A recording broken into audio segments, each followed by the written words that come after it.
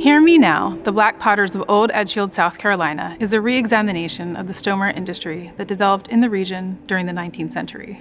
Most importantly, this is stoneware that was made by and with enslaved labor. The show features 65 objects, and the majority of the works on view are 19th century stoneware, but we also include a handful of fragments that have been located in and around the area. These historic vessels are complemented by 7 works by contemporary artists. Research for this project didn't just involve visiting libraries and museums. The 3 of us as a curatorial team made multiple trips to Edgefield, South Carolina, where we spent time getting to know the place and the many people locally who are thinking about this tradition, from artists to scholars to historians to ministers. And those trips, I think, have shaped this show more than anything else. From the very beginning, we've been committed to opening up the field of curatorial interpretation and analysis.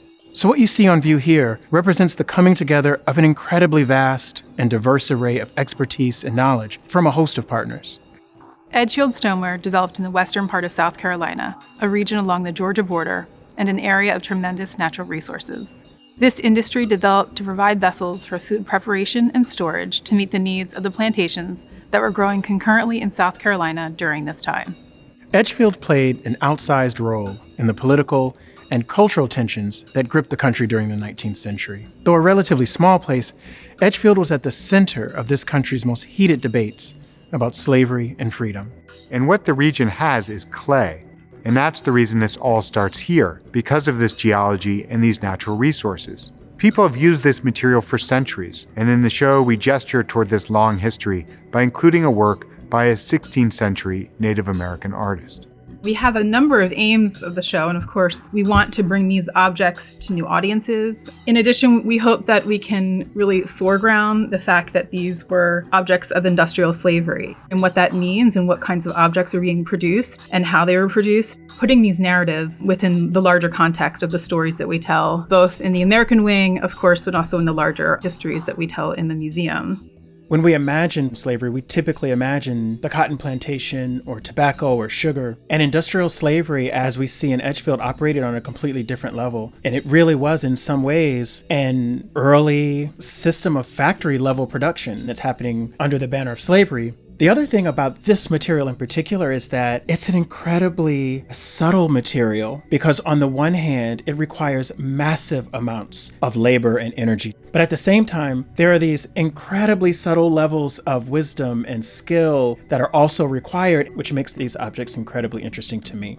The pots also raise these kind of philosophical questions that we've discussed a lot. You know, they're works of art, but they're made under conditions of coercion. And what does it mean to make a work of art, to have creativity when you're forced to do something? We don't tend to think of those things in relation to one another. And I think, too, the pots raise questions about the way that works of art can be vehicles for expression as well as resistance, and vehicles that bear witness to joys and traumas and offer us, I think, a very direct insight into the lived experience of enslaved people. So I love this case with these early vessels, and this one in particular is so evocative because you can see the interior, which is really absent in most of the other vessels. These pieces were found in an excavation in 2011 by a team of archaeologists, and they put together this reconstructed jug.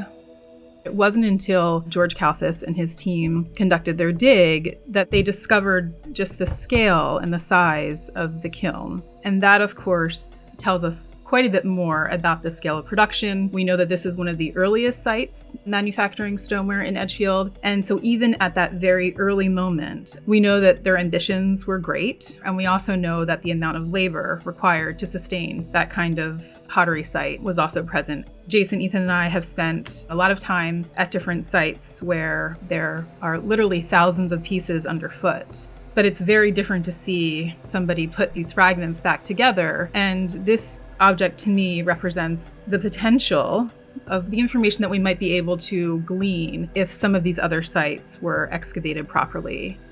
I'm torn between a feeling of great loss that I have when I see this piece and knowing that it's been broken, and also a feeling of promise, I suppose, in the sense that those broken areas become windows to see inside. And so you can see the skill and deft hand that created those uniform walls on the outside of the pot. You can't see that if the pot isn't broken. And so there's this terrible, wonderful sense of loss and gain. I was pretty excited that we were including this, both because of, as you're saying, the view inside, so you can see the throw rings where the potter's hands were, as if this was just fired yesterday.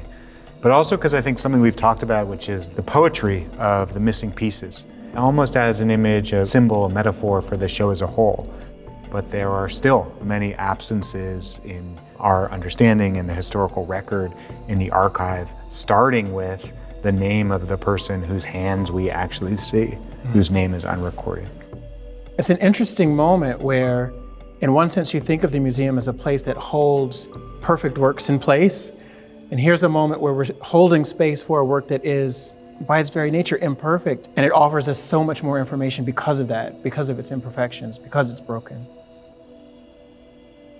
These are two very curious, very unusual objects in the larger body of work that we know of made in Edgefield. This vessel, this water cooler, stamped Phoenix Stoneware Factory, and we know that was a manufacturer that was part of Chandler's production. We don't know if Thomas Chandler, a white potter from Baltimore who settled in Edgefield, we don't know if he is responsible for the decoration on this jar. We do know that he enslaved at least 4 people on his potteries, and whether they would have been involved in decoration like this or if they would have been doing some of the other work, it's not known. There are very few places in 19th century American history where you see depictions of African Americans or enslaved people at all, either in print or elsewhere. And to have these figures immortalized on these vessels is incredibly powerful. And the narrative is so interesting here. You have these 2 figures. They're clearly toasting. They're in formal dress. We don't know what the celebration is. It could be a wedding. And the fact that they're standing over a nursing hog next to another water cooler, the composition is so rare and so curious. The most striking thing for me is just its scale. This object is so big, it almost becomes a canvas for the scene more than a functional pot. The figures on this pot come across as real, lived individuals. I think that's very powerful. This vessel has floral decoration, very typical of the period. Decoration that you see on many objects made and stamped by the Collin Rhodes factory. And then, of course, on the other side, you have this black figure in profile. And this black man appears to wear some sort of formal dress, either military dress or some kind of uniform. And again, we don't know much about the source of this image, what it means exactly. It's unclear how this would have been viewed, how it would have been consumed. But I think about the enslaved people who were working in these potteries, doing all aspects of the production. And I think about what they may have been thinking when looking at these objects, knowing that they're being sent and sold elsewhere. We often think of enslaved peoples as working exclusively in agricultural arenas, mainly or solely in the fields. But the truth of the matter is that enslaved people would have been deployed in a range of productive economies. They would have been drivers and soldiers. They would have been skilled craftspeople, and many of these people would have dressed the part. The marriage scene, for me, raises questions of audience. You know, we see a very joyful scene. And is that an actual depiction of a wedding? Is it commemorating that event? Or is it shoring up for the white enslaver, for the plantation owner, some fiction, really, of Black life that did or did not exist? Your note about the scale, rendering this as something of a canvas, is resonating with me quite a bit. Because if it is a canvas, then it is very much meant to be seen by a public, to be taken in as a piece of art, as a piece of work. Edgefield face vessels were really my introduction to the ceramic traditions that were happening in Edgefield. And it was their tremendous evocative and provocative sense that really drew me to them. And also this relationship that they have with African artistic traditions that preceded them. Seeing like these 3 together, and you really get a sense of the form in and of itself, the spout, the nose, the eyes. These are clearly done by either one individual or a small group of potters at that particular pottery site. By all accounts, these face vessels were produced after the day's work has already been done or before the day's work has begun. And this provides an opportunity for enslaved men and women, and really for African Americans after the period of slavery, to express something of their own creative or aesthetic concerns still in this medium. But also, one of the things that's been very important for the curatorial team from the very beginning has been to put the material in Edgefield into its larger context. Part of that means drawing our attention to early Native American pottery traditions, and we've done that in the show as a way of giving something of a long history of pottery production in the area. But another thing that we've been very keen on is giving viewers some sense of the larger African diasporic contributions to what you find in Edgefield. We know, for example, that well after the transatlantic slave trade was made illegal in 1808, Africans were continually brought illegally into the United States as enslaved workers. And so it's not at all coincidental that we find this connection of aesthetics and pottery production between these two areas. One other thing that's really striking about these images is that they are incredibly evocative, that you see them and you have some response to them. This is not unrelated to similar objects and their operation in West and West Central Africa, where ritual objects were meant to be astonishing, and that emotive response was a part of the spiritual power that the object itself had. And so that is a mark of the skill of the potter who's making these materials, that they are able to evoke a response out of you. And that evocative response is a part of the power of the piece itself. These are very intimate objects, and you can really imagine the potters rolling the clay in their hands, and we try to group them so the viewer can also get a sense of the particular marks and the features of a particular maker. There's an amazing historical coincidence that also supports and kind of undergirds the interpretation of these objects. Of course, in West Central Africa, kaolin clay was used for a range of spiritual purposes. And what does it mean that a significant number of people who were from West Central Africa find themselves enslaved in South Carolina, in a region where kaolin clay occurs naturally, and then use that same material, a material that would have been familiar to them in the production of these face vessels? This strikes me as an incredible gesture towards their homelands, the traditions that have been taken from them. That material seems really powerful to me. That connection between African culture and what emerges in South Carolina is, of course, most represented in the Nkisi tradition, where the people who find themselves working in and around Edgefield, they're still using the same aesthetic principles that prevailed on both sides of the Atlantic. And so you can see here a really clear connection between the Nkisi tradition of West Central Africa and what you find in the face vessel tradition of South Carolina. And this is just, in more general terms, a very bold move in the history of how we think about American art. To put these two objects together, to bring in and to gesture toward the deep history of the African diaspora in the 19th century, I think, is something that just hasn't really been done before. Dave was a literate and enslaved potter and poet who produced a significant body of work distinguished by his technical facility and skill, his material knowledge, but also the fact that he signed and dated a number of his vessels. And on about 40 to 45 known large jars, he also inscribed verses.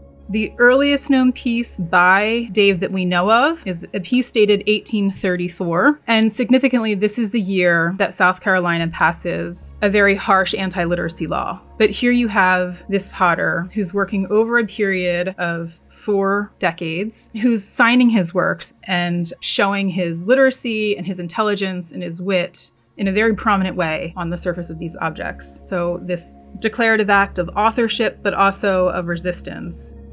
We don't know a lot about his biographical details. We don't know when he was born. We don't know the details of his death. They elude us. And we talk a little bit about the archive and how it really fails for capturing some of this important information about these artists. But we do have this incredible body of work. This vessel is so important as the earliest dated vessel by the hands of Dave, who signed most of his works, Dave. You can tell that at this moment, it's signed 1834, that he had been potting for quite a while, that he was literate, that he had been writing for quite a while.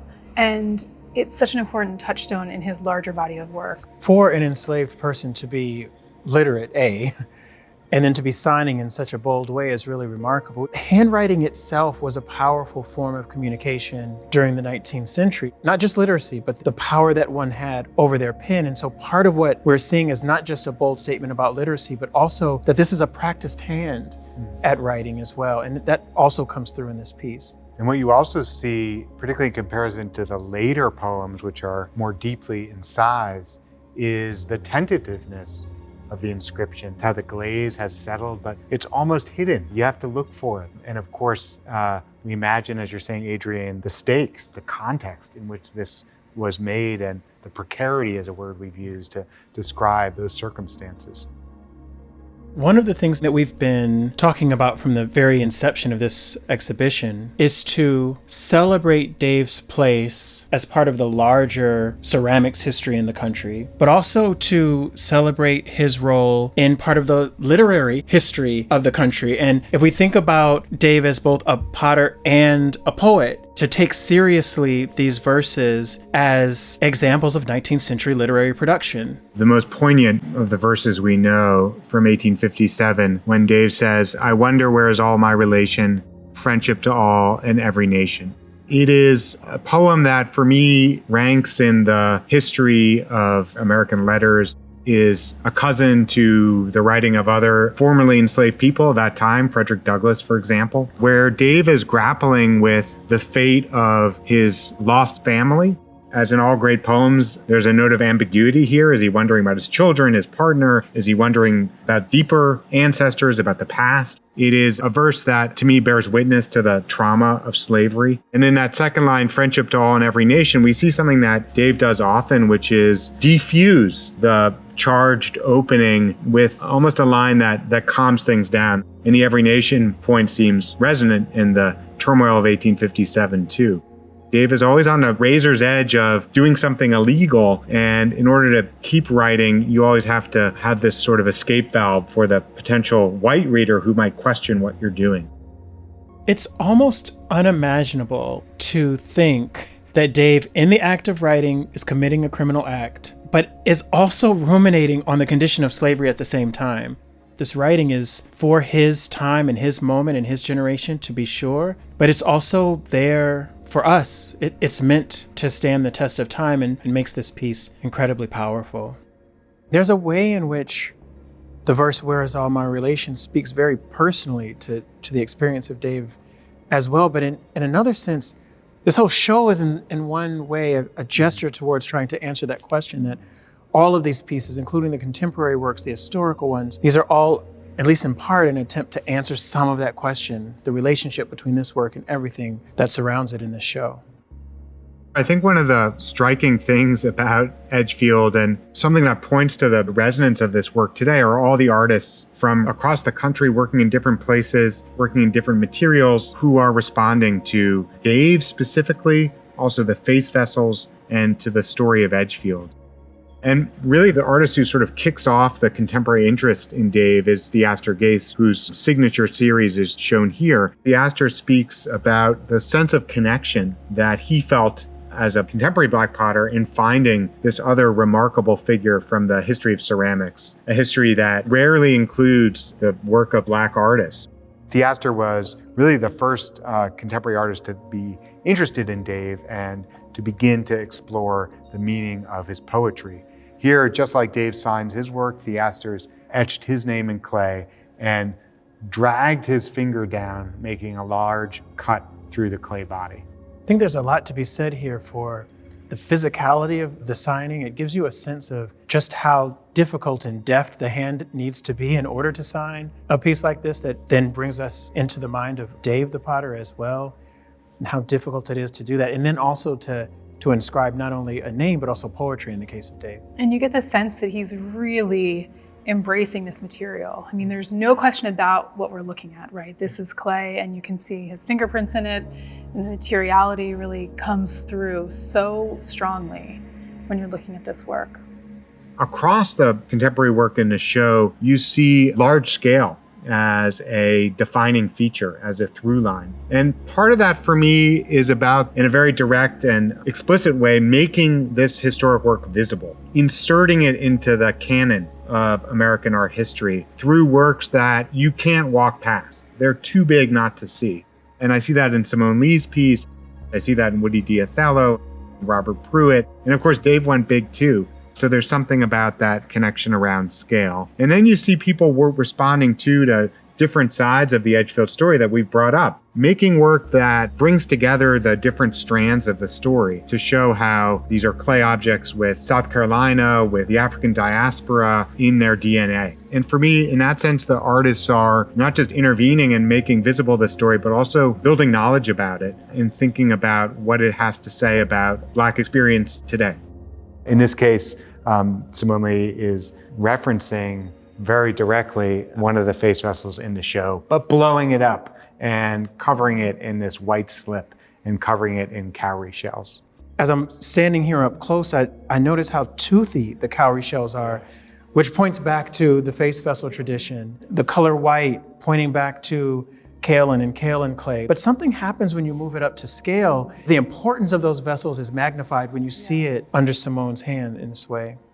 I think it's important to also look at Bumi's work, Adebumi Badevo. She was creating this body of work when we started discussing our Edgefield project with her, and the resonances that she made with going down to True Blue Plantation in Fort Mott, South Carolina, and gathering clay from this cemetery to create these incredibly poignant and evocative sculptures using the material that her ancestors were buried in. This strikes me as an example of elevating the practice to real devotion. This is a gesture to the artist's family, lineage, ancestry, and the hair itself is just incredibly fascinating as a true embodiment. We've talked a lot about the ways in which many of these pots have character and identity and personality. Here you see, in a real sense, the DNA of people has been introduced into this piece. And to underscore that, she's using the actual inscriptions from the headstones as her titles, which is so powerful, this connection to the place where the clay was found, but also to her history, to her ancestry. And she's talked a bit about agency and using that land and her practice and how she's sort of claiming that agency that her ancestors did not have. Part of the hope of this project is that we can do some important restorative work in bringing more research and attention and care to this material. But another thing that we're learning is that it's not just the pottery that's underfoot, but it is in fact the quite literal bones of the people who were enslaved on these plantations that is underfoot. And so this is also an important part of the intervention of this project. It's about bringing up the ceramic bones that are underground, but also the bones of people who lived and breathed on these plantations. We know that African Americans had their hands in a range of cash crop products, but this material is one of the few places where the mark of the hand still exists. And it strikes me as a different kind of object in that way, that it bears the mark of slavery in a literal way that is just somewhat different. One place my mind goes is back to a conversation we had recently in Edgefield where someone raised the question, and I hope this is a question our visitors will engage with as well, of how many other Daves were there who didn't get a chance to put their words on pots? And maybe that will lead to future exhibitions and investigations. Because in a way, we're just opening the door to a chapter in the history of American art and culture that museums have really, until now, overlooked.